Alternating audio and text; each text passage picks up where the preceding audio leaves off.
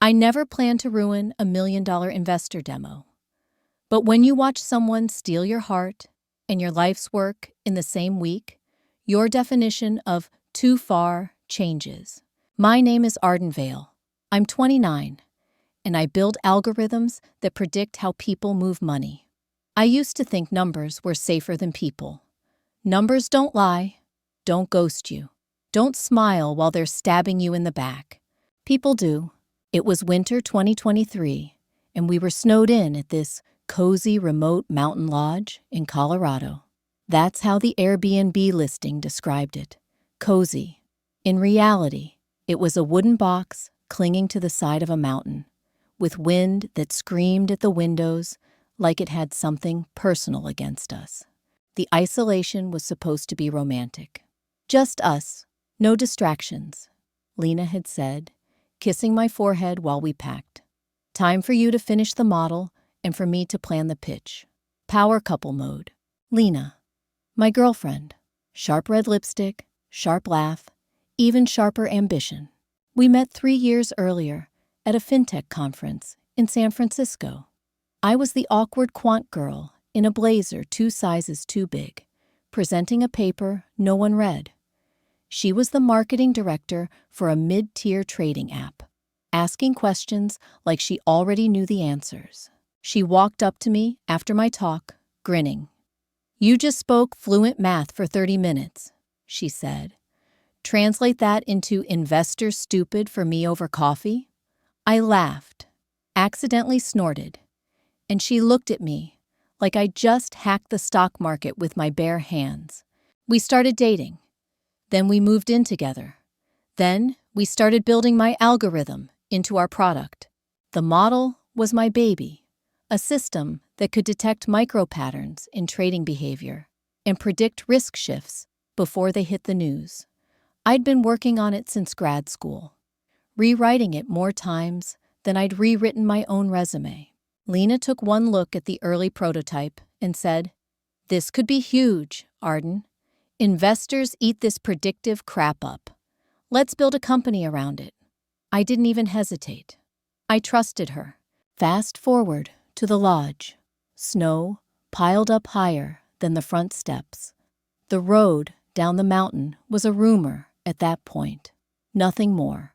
I sat at the big wooden table by the window, laptop open, screen glowing in the blue-gray light of late afternoon.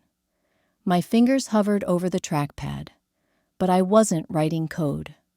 I was scrolling back through Git commits like I was flipping through a diary I'd never meant to share. Something was wrong. A week earlier, I'd noticed an anomaly in the logs. A massive code export, zipped, pushed from my account at 3:17 a.m., except at 3:17 a.m. that night.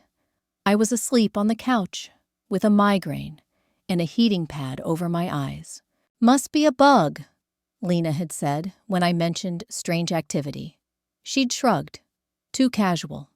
"You're always experimenting with automated backups. You probably forgot you set one." I wanted to believe her. I almost did, but I write the systems. I know what I automate and what I don't, and I don't automate full repository exports to unknown IP addresses that don't match any of our servers. I told myself I was being paranoid. I told myself I was tired. I told myself love means giving the benefit of the doubt. Then I saw the email. It was in my inbox, buried under newsletter spam and automated test reports. Subject line: RE, Preliminary Integration. Helios Capital. Helios Capital, a competitive firm we'd pitched to 6 months ago and walked away from because their offer was insulting. My hand started shaking as I clicked it open. "Thanks for the sample models," the email read. "We're impressed with the performance. Once we see the full production version at the demo, we can move forward with the 7-figure package we discussed with Lena." My heart stopped on one word: Lena. My girlfriend's name, in an email about my models, in a conversation I had never been part of. For a few seconds, I honestly thought I might throw up. My throat tightened, and the room, tilted like the lodge itself, had shifted on the mountain. I scrolled down. There were earlier messages in the chain. My eyes scanned lines I didn't remember sending, because I hadn't. They weren't from my address. They were forwarded from my work account by Lena, using an alias account she'd created under our shared domain. My alias, her hands. Click. Another email. A PDF attached. Veil, model, documentation, V4 export. PDF, my name, my model, on a document sent without my knowledge. I whispered to myself, no, no, no, no, like I could rewind reality by saying it enough times.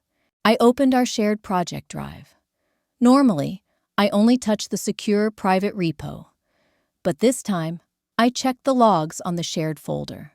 There it was, a zip file, downloaded to a device I didn't recognize.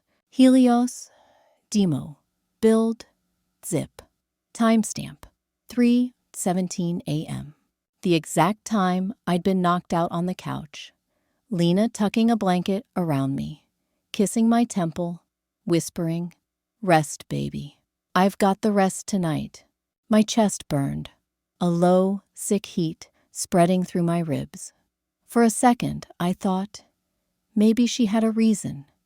Maybe she told them it was mine. Maybe this was just poor communication. Then I opened her messages. Look, I'm not proud of this part. I'd never gone through her phone or laptop before. I've always hated that snooping culture, where trust dies by 1,000 tiny invasions. But her MacBook was open on the counter, lit up, screen asleep. I brushed the trackpad, and it woke up without asking for a password. Her mistake. Messages were already on the screen, a thread pinned to the top. Maya. Helios. My stomach dropped. I clicked. The conversation scrolled back weeks. Flirty texts, inside jokes, pictures that definitely weren't investor appropriate. And then, mixed in with the emojis and late-night miss you messages, were the lines that made my blood ice over. Just sent Arden's latest build, Lena had typed. She has no idea. She thinks I'm just helping optimize the UI. Maya had replied with a winking emoji, followed by, good. Once this demo lands, we'll both be taken care of. And hey, you know I like a woman who can close a deal. I read the message 3 times. Each time, the words dug deeper, shredding something tender inside me. My heart hurt, not metaphorically, literally, like someone had reached into my chest and twisted. She has no idea. I heard the echo of that line in my head, over and over, louder than the wind outside, louder than my own heartbeat. I didn't remember sitting down, but suddenly I was on the floor, my back against the kitchen cabinets, laptop beside me. My breathing came in sharp, fast bursts. Tears blurred the screen until the text became meaningless black smears. How do you process it when the person you sleep next to has been lying to you in 2 entirely different dimensions, emotionally and professionally, heart and work, bed and code? I felt stupid, small, like the smart one in the relationship had been outplayed in the one area she was supposed to be untouchable. Arden? Her voice came from the front door, muffled under the sound of it opening. Boots on the wooden floor, grocery bags rustling. I scrambled up so fast, I almost dropped my laptop. In here, I called, and even to my own ears, my voice sounded wrong, thin, too bright. Lena walked into the kitchen, cheeks pink from the cold, dark hair tucked into a beanie. She smiled when she saw me. "Hey, genius," she said, kicking the door shut behind her. "Got us more coffee and snacks for your all-nighter. You look like you've seen a ghost." For a heartbeat, I just stared at her, at the woman who had kissed me goodnight, while emailing my life's work to someone else.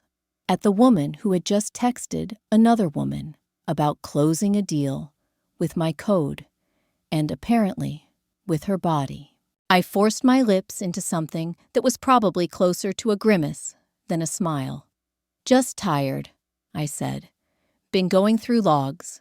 She froze for half a second. Just half.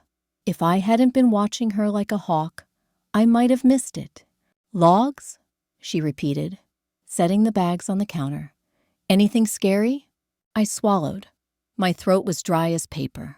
"Just weird activity," I said. "Export I don't remember authorizing. Helios Capital popped up in one of my emails." Her hand stilled on a box of granola bars. Her jaw tightened, almost imperceptibly. Then she laughed, too loud, too fast. "Oh, that," she said. "Yeah, I followed up with them about maybe using some of our public demos as a reference. Did I not mention it? Sorry, babe. Just trying to keep options open." Lie. I could hear it in the way her voice went up at the end of the sentence. I could see it in the way she didn't quite meet my eyes.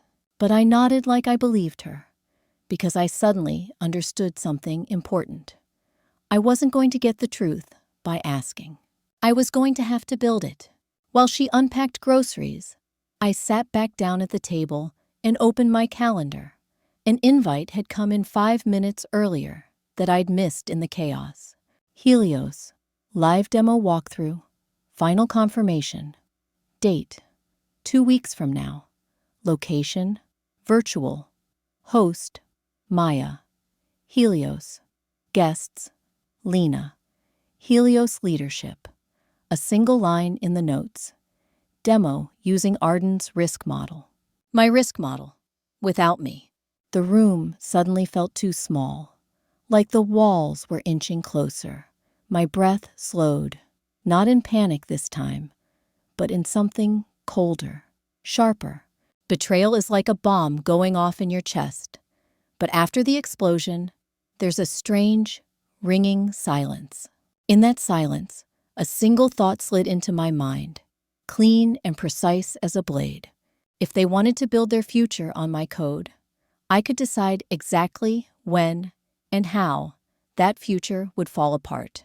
I stared at the demo invite, at Lena's name beside people who thought I was just a line item in a documentation PDF. And even as my heart broke, another part of me, the part that speaks in logic and conditions and fail-safes, started to wake up. In the background, Lena hummed as she unpacked coffee, as if nothing in our world had shifted, as if she hadn't just sold me out. I clicked open my codebase. My cursor hovered over the main function that powered the entire model. An idea formed. Terrifying. Beautiful. I whispered to myself, "You have no idea, Lena. You really have no idea." Because if she thought she could steal my algorithm and walk away unscathed, she clearly hadn't met the part of me that writes kill switches. And that's where this story really begins. I didn't sleep that night. The snowstorm outside swallowed the world in white, and I sat at the wooden table with nothing but my laptop, a half-empty mug of coffee, and the echo of Lena's betrayal looping in my head. Every time I closed my eyes, I saw her messages. Just sent Arden's build. She has no idea. The funny thing is, once your heart breaks far enough, it stops being fragile. It calcifies, sharpens, turns into something you can use. If heartbreak is a wound, precision is the suturing needle. And I've always been good with precision. I opened the core folder of the algorithm. There it was, Risk Engine, Main, PY. The brain of the entire system. It was supposed to analyze trends, recalculate volatility, predict financial behavior. But what if it could misbehave? Just once, at the perfect moment. A kill switch. Not something dramatic, like an explosion of errors. Not something obvious that would trace back to me. No, something elegant. Something that looked like a hardware failure. or a rounding issue, or an emergent flaw that only reveals itself in one very specific scenario. A trigger. I created a new branch. Contingency. Veil break. Then I started writing. The kill switch wouldn't activate until a live external demo met 3 conditions. Multiple concurrent API calls from Helios's network range. Repeated attempts to access predictive submodel 4A. Lena's user token being active in the session. If all 3 conditions aligned, the model wouldn't crash. It would lie. It would feed Helios false predictions, just enough to make them commit to bad trades during the trial run. They wouldn't know for hours, maybe days, not until real money hit the market. By then, the damage would be irreversible. Would that ruin Lena? Yes. Would it wipe out Helios's confidence? Definitely. Would it send a message? Absolutely. My fingers flew across the keys, typing like the code was writing itself through me. I barely noticed the time passing until the kettle clicked behind me, steam warming the back of my neck. Lena's voice floated through the silence. Up early, or up all night? I didn't jump. I didn't flinch. I just looked over my shoulder, masking the storm inside my chest. Couldn't sleep, I said. I was thinking about the demo. Lena leaned against the doorway, arms crossed. Her smile was tight, controlled, like she was managing both her expression and her story. About that, she said. I wanted to talk to you. Helios wants the build finalized in a certain format. It's, more efficient if I take point for the presentation. More efficient if I take point. Translation. More profitable if you disappear. I swiveled my chair toward her. Oh, and where does that leave me? Her jaw flexed. Behind the scenes, she said. Where you shine. Behind the scenes. Where people don't get credit. Where ghosts live. I smiled because I finally understood. Lena didn't just want my work. She wanted my story erased. How convenient, I said quietly. What was that? She asked. Nothing, just thinking out loud. She watched me too carefully, like a hunter gauging whether the animal in front of her was wounded or dangerous. Then she stepped back, her expression brightening, like she could flip her emotions on a switch. Well, anyway, I'm going into town later. There's a new shuttle service clearing the snow. Need anything? Yeah, I said, turning back to my laptop. Space. She hesitated, then left. The door closed. Softly. Too softly for someone who didn't feel guilty. When she was gone, I pulled out a separate laptop. An old one. Offline only. No synced backups. No tracking. No digital fingerprints. A secret lab. I mapped out the second half of the plan. Exposure. A kill switch could humiliate them. But humiliation wasn't enough. People forget embarrassment. I needed evidence. Proof that Lena knowingly sold proprietary code. Proof that Helios acquired stolen IP. Something recorded. So I drafted a script. Not code this time, but dialogue. Carefully planned questions. Leading statements. Lines designed to make a guilty person answer in a way that incriminated themselves. This wasn't a confrontation. It was an interrogation. And if Lena could betray me with a smile, I could collect a confession with one. Hours passed. The storm eased. I heard Lena's car leave, the tires crunching over snow. I put on my coat and stepped outside, icy air burning my lungs. I crossed the yard, boots sinking into fresh drifts, until I reached the detached shed where the generator hummed beneath a crust of ice. Inside was the breaker panel, a perfect place to stash a recording device. Not for now, but for later. Because when the time came, I would lure Lena out here. I would ask the right questions. I would let her talk, and the shed walls would remember every word. I spent the rest of the afternoon preparing. Cleaned the code, encrypted the kill switch, masked the triggers under variable names so ordinary no one would ever think to question them. Finally, I pushed the build and sent Lena a message. Build finalized for demo. Ready when you are. A lie. Half the code was honest. Half was a blade. My phone buzzed. Lena replied, "Perfect. You're a lifesaver. I'll take it from here." She would. She just didn't know what she was taking. Night fell again. The storm returned, fiercer. The windows rattled like the wind was trying to warn me. I lay in bed, staring at the ceiling, listening to Lena finish a phone call downstairs. Her voice was low, urgent. "Yes, I have it." "No, she doesn't know. She thinks this is still ours. After this weekend, there is no ours. Just results. Trust me." A pause. A sound like a faint laugh. Then, "Tell Maya I'll see her at the demo." My chest tightened. Not with grief this time, with clarity. I slipped out of bed and moved toward the stairwell. Slow, silent. At the bottom of the stairs, Lena stood at the kitchen island, phone still pressed to her ear, back turned. She thought she was alone, safe. I took one more step. A floorboard creaked beneath my foot. She froze, turned. Her eyes found mine in the dark. "Arden," she said slowly, voice too calm, too practiced. "How long have you been standing there?" My pulse thundered. My plan clicked into place, and with a voice steady as steel, I answered, "Long enough to know you're not coming back from this." Her smile vanished. The lights flickered. Somewhere outside, thunder cracked over the mountain, and the war officially began. For a few seconds, we just stared at each other in the dim kitchen. Me halfway down the stairs, hand gripping the railing. Lena standing by the island, phone still in her hand, the call screen glowing against her cheek.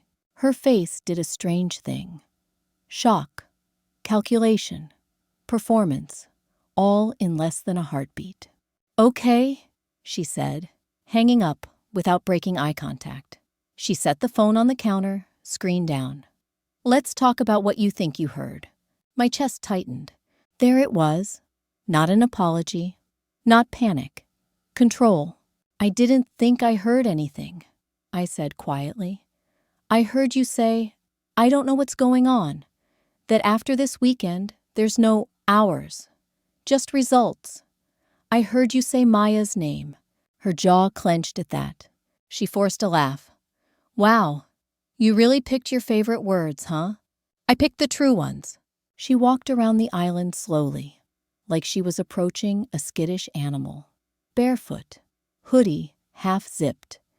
She looked so much like the woman I loved that it physically hurt.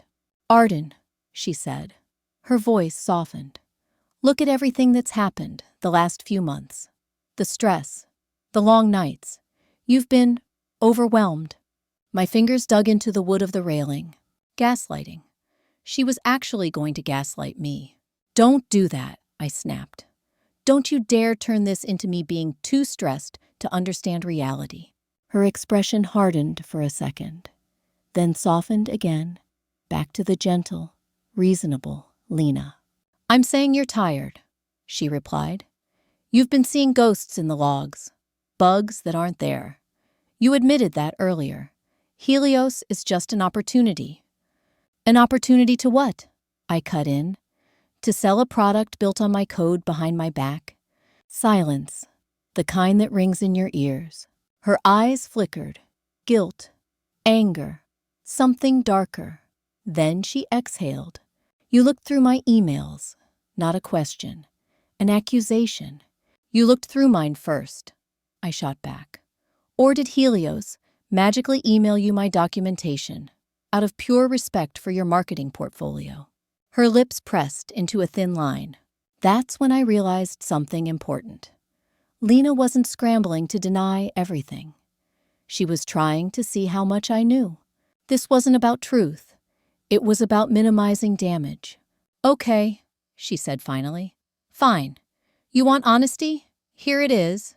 She crossed her arms and leaned back against the counter, like we were having a normal, adult conversation and not standing at the edge of a crater.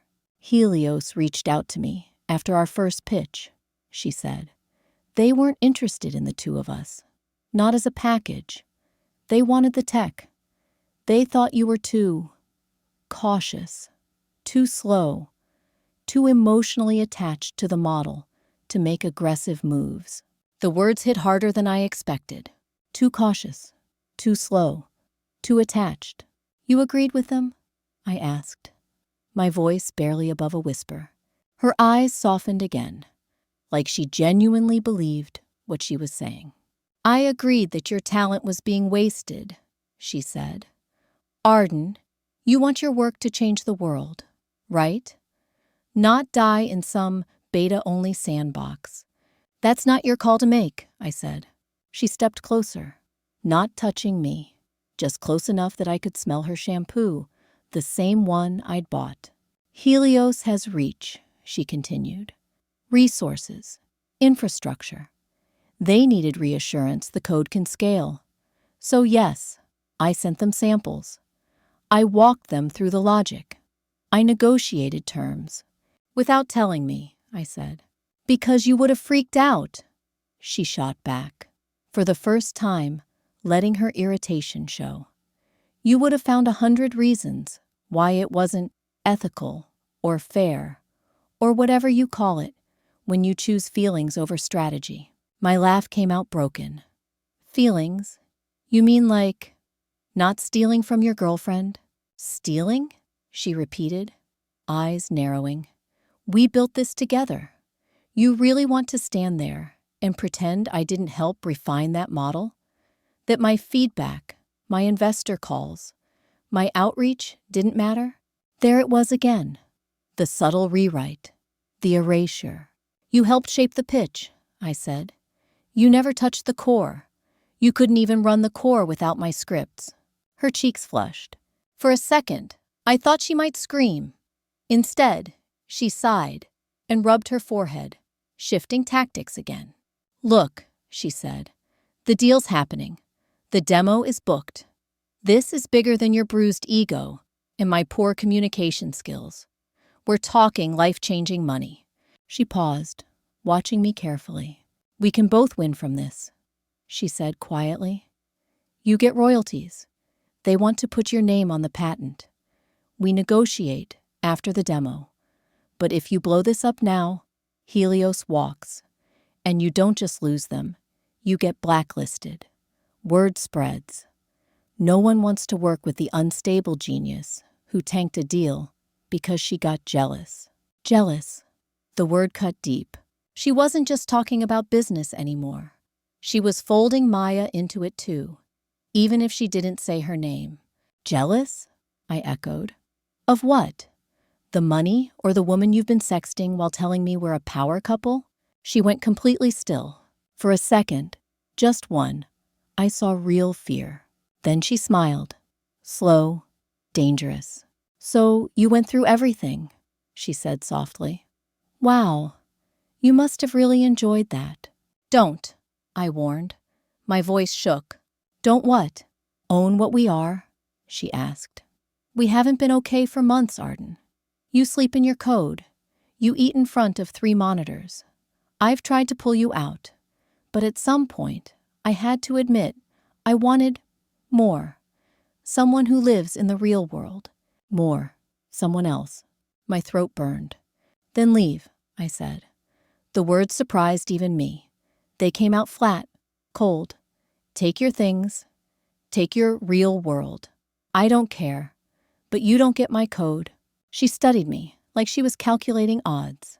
You care, she murmured. You care so much it's written all over you. She stepped closer. Too close. Here's the thing, she said. You can kick me out. You can cry, scream, whatever makes you feel in control.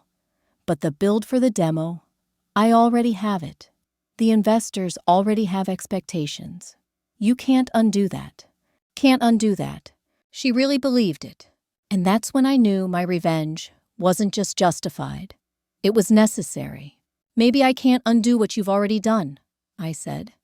But I can decide what happens next. Her eyes narrowed. What's that supposed to mean? I forced myself to soften. Let my shoulders slump. Let my face crack just enough to look exhausted, hurt, indecisive. It means, I whispered, I don't want to talk about this anymore tonight. I watched suspicion flash across her face. I need time, I added quickly. You blindsided me. If what you're saying is true, about my name on the patent, about royalties, then I need to think. I'm not going to blow up my career in a rage. I'm not you. Her nostrils flared at that, but her body relaxed an inch. There, a crack. Time, she repeated. Okay, fine. We'll pause. But the demo is in 2 weeks. We don't have an infinite clock here. I nodded. 2 weeks. Got it. She moved past me toward the stairs. When she reached the first step, she stopped. Without turning around, she said, For what it's worth, I do believe in you. I always have. I'm just not willing to let your fear keep us small. Then she went upstairs. I stood alone in the dark kitchen, legs shaking, adrenaline buzzing under my skin. Did I want to scream? Yes. Throw dishes? Yes. Collapse? Absolutely. But I didn't. Instead, I walked over to the counter, picked up her phone, and flipped its screen up. The call log was still open. Maya, Helios, duration, 22:39. I took a slow breath. Then I opened the voice memo app on my own phone and hit record. I spoke softly, more to myself than the mic. Log, Friday, 11:48 p.m. Lena confirmed unauthorized transfer of code to Helios, implied ongoing contact with Maya, acknowledged she sent sample builds without my consent, justified it as strategy. Demo locked in for 2 weeks. I hit save. Title, Confession, Indirect, 1. It wasn't enough. Not yet, but it was a start. The next morning, the snow finally let up. A thin, cold sunlight cut across the mountains, glittering over ice like everything was beautiful and untouched. Inside, our lodge smelled like coffee and resentment. Lena sat at the table, laptop open, earbuds in. Her eyes flicked up when I walked in. Morning, she said cautiously. Morning, I echoed. I poured myself coffee, hands steady. I could feel her watching me, waiting to see which version of me she'd get today. The shattered one or the controlled one. She didn't realize she'd get neither. She'd get the version of me she'd created, the one who weaponized precision. I sat across from her and opened my laptop. Send me the final timeline for the demo, I said calmly. I want to make sure we don't embarrass ourselves. Her shoulders dropped a fraction in relief. Of course, she said. She turned the screen so I could see the calendar invites, the schedule, the time slots. I leaned closer, pretending to read. But I wasn't focused on the dates. I was focused on the tiny green indicator in the corner of her browser. Active call integration. Screen sharing extension. She'd been testing remote demo tools, which meant there was a way in. A way for me to be in the room, even when they thought I wasn't. Perfect, I said, smiling for real this time. Because right then, an even better idea hit me. The kill switch wouldn't be the only surprise at that demo. There was something else I could do, something that would turn their own screens into evidence against them. But to pull it off, I'd need more than code. I'd need someone else, someone Helios didn't see coming.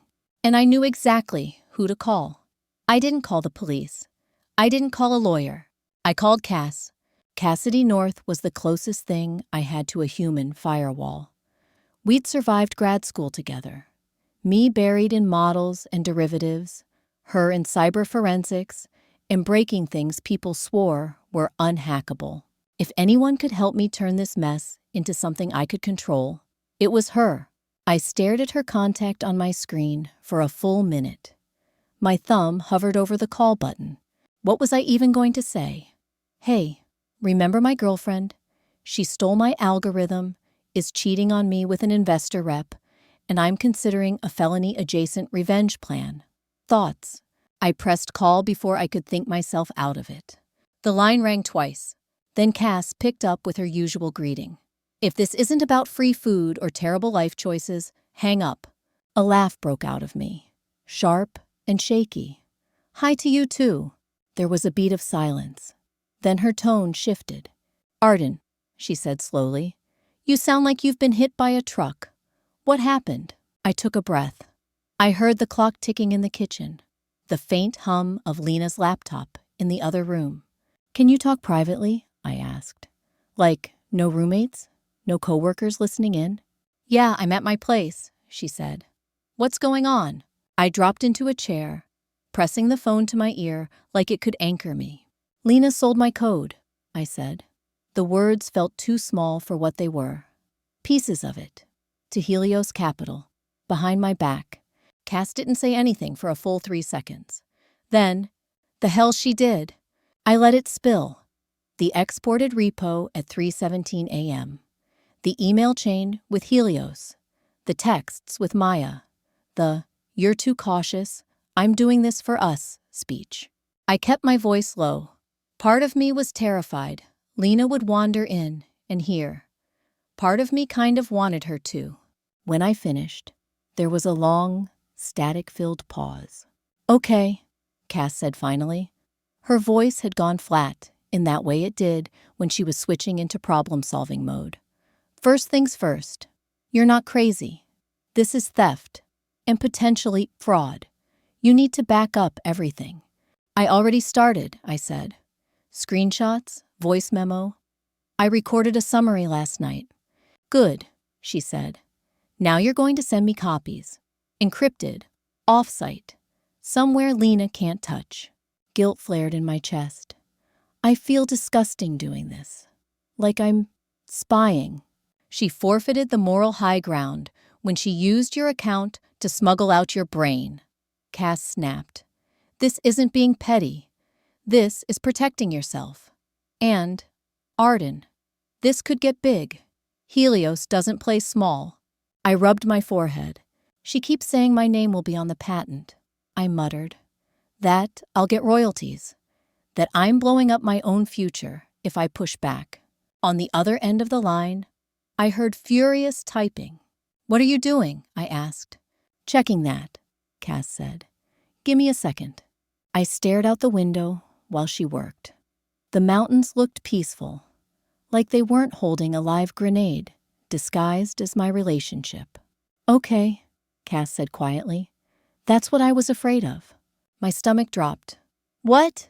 There's already a provisional patent application filed 3 weeks ago, she said.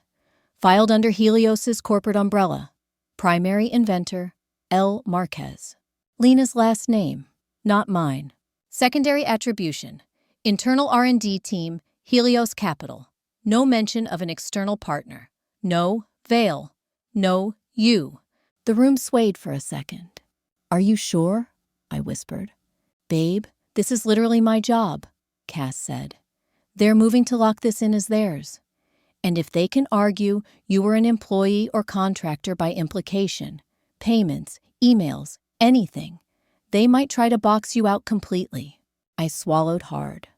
The betrayal deepened, found a new layer. So if I confront them legally, I started. They'll law up faster than you can blink, Cass finished.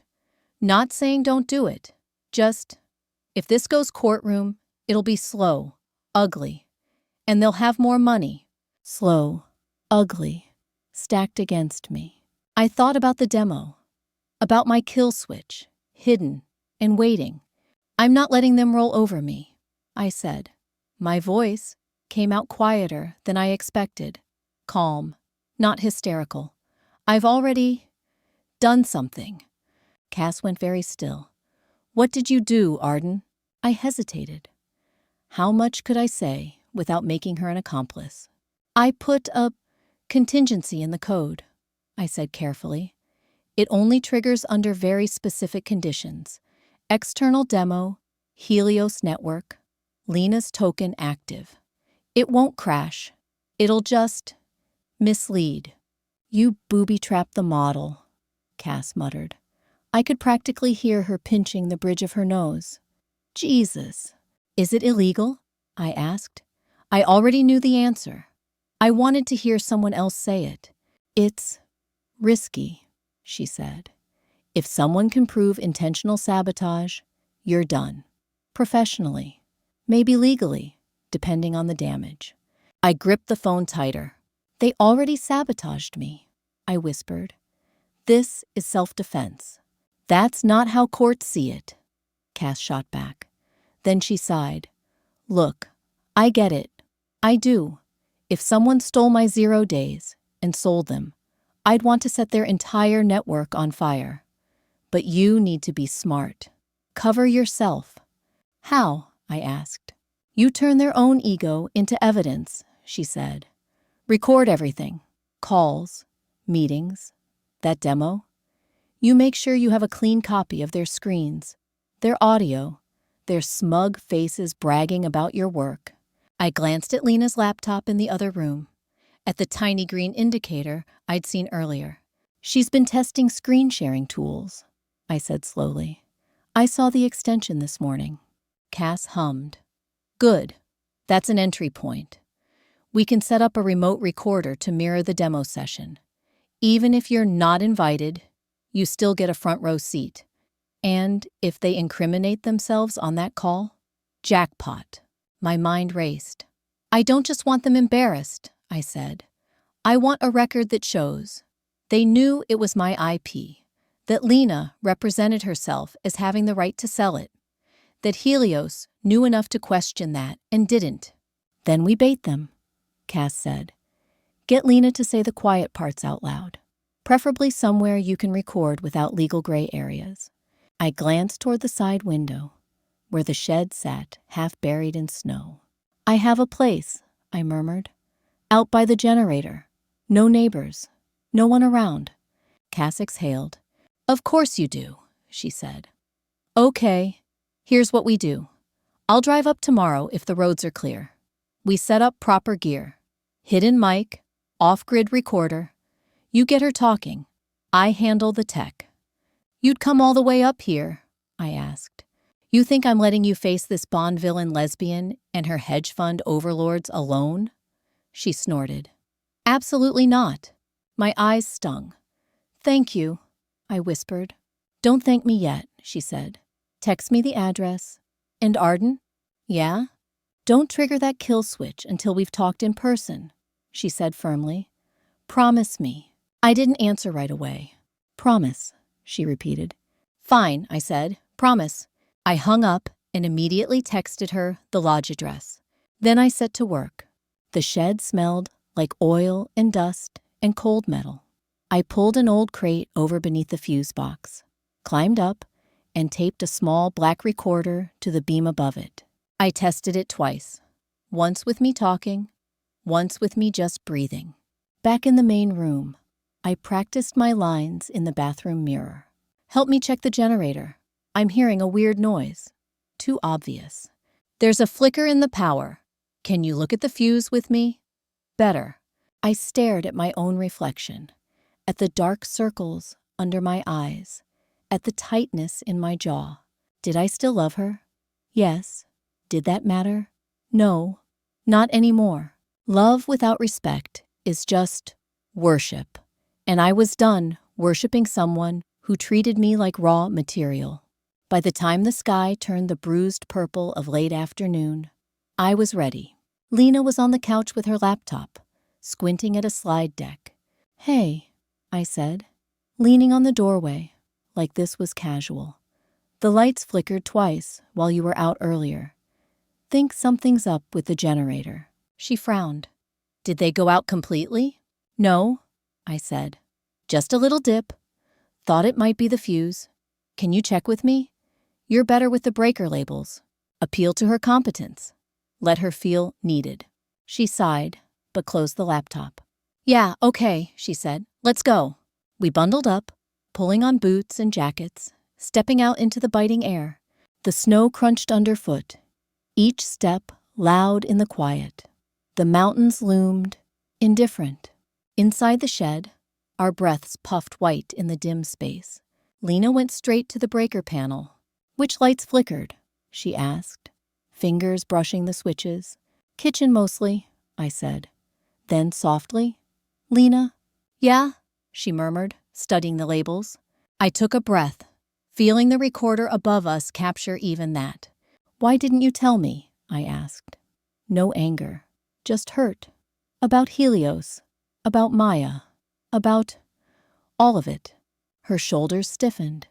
"We already had this fight," she said. "You said you needed time. Is this your version of time? Starting round 2 in a shed?" "I'm not fighting," I said quietly. "I just want to understand what I was to you. A co-founder, a stepping stone, a name on a patent if you felt generous." She let out a harsh laugh. "You want the truth," she said. "Fine. At first you were—" Headlights swept across the trees outside, flooding the cracks of the shed with sudden white. Lena broke off mid-sentence, turning toward the door. I felt my phone buzz in my pocket at the same exact time. One new text. From Cass. "Here, pulled into the driveway. Don't freak out." My heart slammed against my ribs. Lena looked at me, eyes narrowing. "Did you invite someone up here?" she asked slowly. The recorder above us was still running, and suddenly, this careful little interrogation had just become a 3-player game. For a second, all I heard was my heartbeat. Headlights sliced through the gaps in the shed walls, flooding us in cold, white light. Lena's face went from annoyed to alert in an instant. "Emru Ailen Jai A," she repeated, this time in English. "Did you invite someone?" I swallowed, feeling my phone buzzing in my pocket like a guilty secret. "Think, Arden." "Yeah," I said, forcing my voice steady. "A friend. I needed support." Her eyes narrowed. "Support," she echoed. "For what? We were supposed to be off-grid."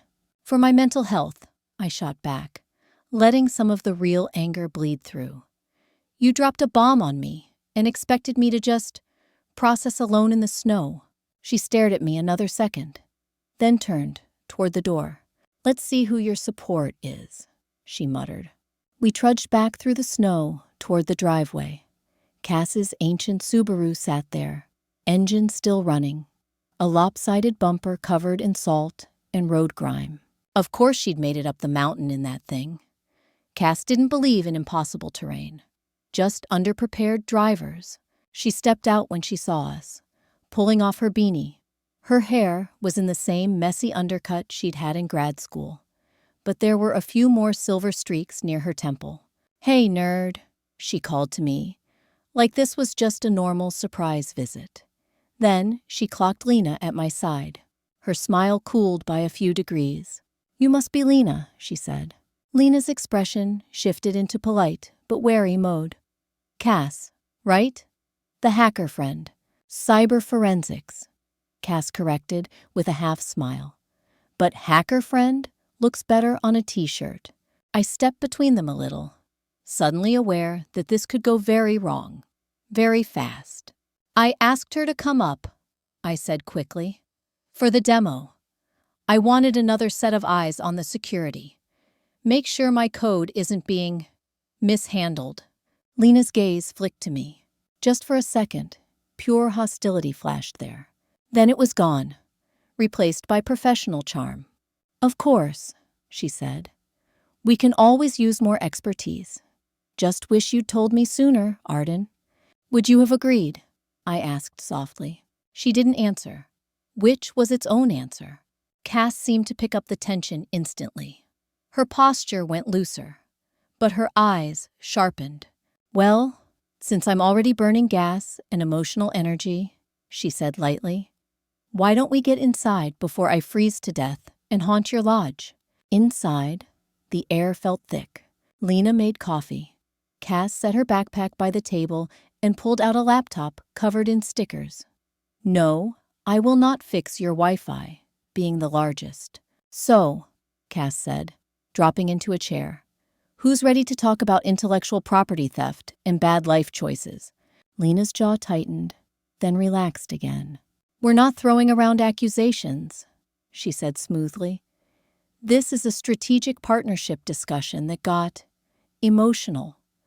We're all on the same team here. Cass lifted an eyebrow. Funny, she said. Most teams I work with don't bypass their lead developer when filing provisional patents. Must be a new management technique. Lena's head snapped toward me. Her eyes darkened. You told her that? She demanded. I told her everything, I said calmly, because someone has to be honest in this mess. For a moment, it looked like Lena might bolt, or explode, or both. Instead, she sat down across from us. Fine, she said. You've brought in an expert. Great. Then let me put this plainly. She leaned forward, hands flat on the table. Helios is moving fast. They want a working demo. We deliver. They wire a life-changing advance. If there are concerns about attribution, we negotiate after. But if we sabotage this now, nobody gets anything except a reputation for being difficult and unstable. Difficult, I repeated, because I don't like having my work stolen. You keep saying stolen, like I wasn't in the trenches with you for years, she snapped. I sat through your all-nighters. I pitched your model to investors who fell asleep. I kept us alive while you refactored the same function 14 times. Oh, I'm not denying you were here, I said.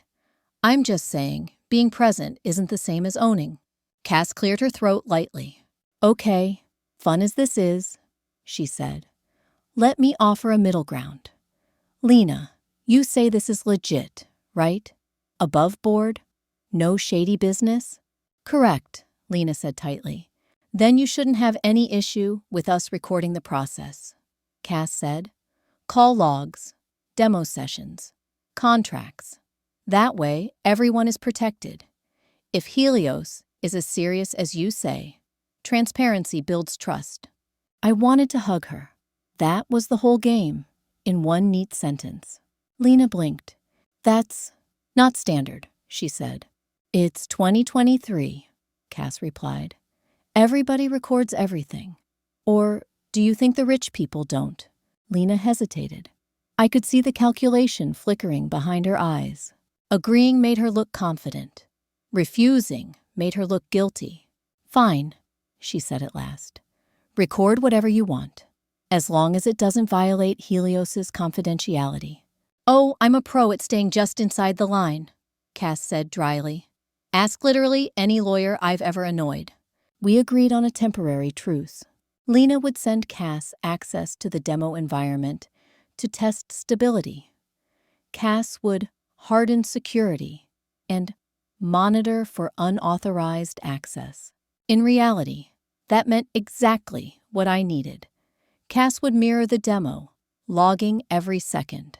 While Lena typed at her laptop, firing off access credentials, Cass opened a private note on her screen and angled it just enough toward me. Don't react. I have local packet capture ready. We'll talk when she's asleep. My heart hammered, and I forced my face to stay bored.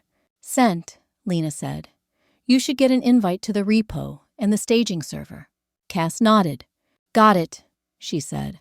I'll start with passive observation. Won't touch anything without telling you. Another half-truth. We were practically collecting those by the hour. Later, after an awkward dinner full of clinking cutlery and weaponized silence, Lena announced she was going to bed early. Big day tomorrow, she said. Helios wants an updated performance report. Don't stay up all night fighting about semantics. She kissed my cheek. It felt like someone had pressed an ice cube against my skin. Good night, I said. We listened to her footsteps go up the stairs. The bedroom door closed. A few seconds later, the pipes creaked as the shower turned on. Cass waited a full 30 seconds. Then she snapped her fingers softly. Okay, she said. Now we panic productively. We moved to the far end of the living room, away from the vents and thin walls, just in case. Cass opened her laptop and spun it toward me. Network graphs, packets, log files. This is the part where you tell me how much trouble I'm in, I said. Short version? Cass replied. We're tap dancing in a minefield. She pulled up a window. First, that repo access Lena sent me. It's not just a mirror of your code. There's a shadow branch. Helios engineers have already started refactoring pieces, stripping comments, renaming core functions. It's like they're erasing your fingerprints. My stomach clenched. They can do that? I whispered. They are doing that, Cass said. Second, I dug deeper into their calendar invites. The demo you saw in 2 weeks? That's not the only one. She clicked, opening an email chain. There's an internal pre-demo demo in 5 days, she said. Helios testing their model with a small group of whales. High net worth investors, trial trades, early commitments. 5 days? I repeated, dizzy. I thought they moved it up, Cass said. Probably didn't bother telling you because, why would the talent need to know when her own work is being showcased? Anger simmered under my skin. So if the kill switch triggers, then, I began. It won't, Cass cut in sharply. You promised to wait. I promised not to trigger it without talking to you, I said. We're talking. She leveled a look at me. Arden, if that model starts feeding them bad predictions mid-trial and they trace it back to you, Helios spins a narrative where you are the unstable saboteur. Lena gets to be the heartbroken partner who tried to manage a genius gone rogue. Guess whose side the money will take? I hated that she was right. So what do? I asked. We get them to hang themselves with their own rope before they even realize it's around their neck, Cass said. Step 1, we keep collecting evidence. Step 2, we make sure when the demo happens, whichever one hits first, you have proof that they knew this was yours and went ahead anyway. She tapped a file labeled Confession Plan Dem D. You still up for getting her to talk in that shed? She asked. Yeah, I said. My voice didn't even shake. Good, Cass said, because you almost had her back there before I showed up. She was about to say, at first, you were, I murmured. Then your headlights hit the wall. Cass smirked. Classic dramatic entrance timing. You're welcome. I huffed out a laugh, then sobered. What if she doesn't crack? I asked. She will, Cass said. People like Lena always think they're the smartest person in the room. All we have to do is make her believe confessing is her chance to justify herself. To rewrite the story with her as the misunderstood visionary. And me as what? I asked. Cass looked at me for a long second. You, she said firmly, are the person who survives this and walks away with a story that's going to ruin any investor who tries this again. I swallowed past the lump in my throat. Okay, I whispered. What's step 3? Cass hesitated. Her eyes flicked toward the ceiling, where the faint sound of water still ran. Step 3, she said slowly, depends on what I'm about to show you. She clicked one last tab. An email window opened. Subject line, Post-Demo Structure, Arden Contingency. From Maya, Helios, to Lena. I read the first 2 lines. If Arden becomes difficult or attempts to block IP transfer, we proceed without her and position her as a junior collaborator with limited involvement. Legal is confident we can defend this if challenged. My vision blurred. The words swam. They already have a plan, I said. My voice sounded far away. A plan for if I fight back. Cass's eyes were grim. Keep reading, she said quietly. Get to the part where they talk about what happens if you don't. I scrolled. The next paragraph hit like a punch. And if she stays quiet, it read, we'll consider offering her a symbolic advisory title and a one-time payout, contingent on her signing a non-disparagement agreement. My hands started to shake. A one-time payout in exchange for my silence about my own work.